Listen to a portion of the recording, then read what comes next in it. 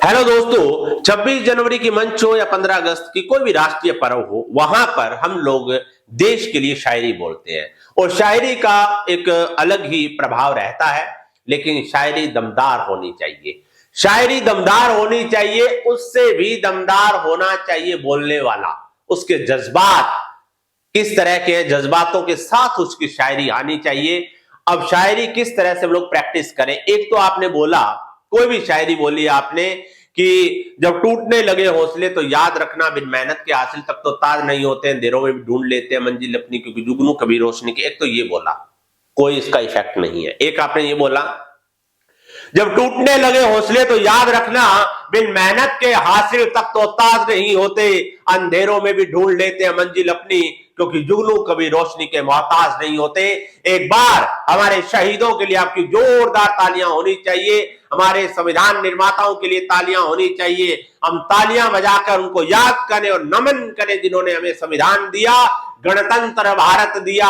यानी कि आपकी शायरी के शब्दों की एक्सप्लेनेशन जो है ना, वो गजब की होनी चाहिए कि आजादी को जीने वालों, हमें नहीं पता कब सूरज छिपता है तो कब दिन चढ़ता है, पर पन्ने पलट कर देखना, अतीत के हर आजादी से पहले मरना पड़ता है।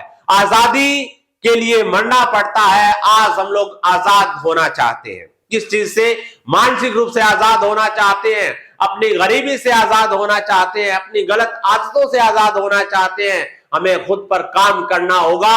हर एक आजादी से पहले मरना पड़ता है। अगर हमने स्वतंत्रता प्राप्त की तो क्या ये यूं ही मिल गई? ऐसा ही नहीं मिली, इसके पीछे लाखों कुर्बानियां हैं। यूं ही नहीं, इस देश में खुशियों के चमन खिलते हैं। जरा आंख उठा के देख विश्व, यहां दीप नहीं दिल जलते हैं। एक बार जोरदार तालियां चाहूंगा देशभक्तों के लिए, जिन्होंने अपनी कुर्बानी देकर हमें आजाद करवाया। तूने चाहा नहीं हालात बदल सकते थे, मेरे आंसू तेरी आंखों से निकल सकते थे। हादसे इतने ज्यादा हैं वतन में अपने कि खून से छपके अखबार निकल सकते थे। हमारे शहीदों को नमन करें और उनको याद करें और उनके सपनों के भारत के निर्माण का हम लोग संकल्प लें, तभी वास्तव में हमारे शहीदों की शहीदी और संविधान संस्थापकों का संविधान को बनाना सार्थक होगा। मुझे विश्वास है कि हमारे संकल्प पूरे होंगे। इन्हीं शब्दों के साथ बने रहिए। यानी शायरी जब आप बोलो एक अंदाज के साथ, जबी कहती है मैंने प्यार सबको प्यार से बांटा, अनाज का एक एक दाना भी आदर और सत्कार से बांटा, मेरे नादान बेटों ने मेरे टुकड़े किए ऐसे, कलम की नोक से बांटा, लहू की धार से बांटा। मैं कहता हूं कि एक जबरदस्त आपके अंदर भी रोम रोम आपका जागना चाहिए, एक ऊर्जा उठनी चाहिए अंदर, तभी आपके बोलने का असर होगा। नहीं तो दोस्तों बातें असर नहीं करती। इसलिए बने रहिए, सीखते रहिए।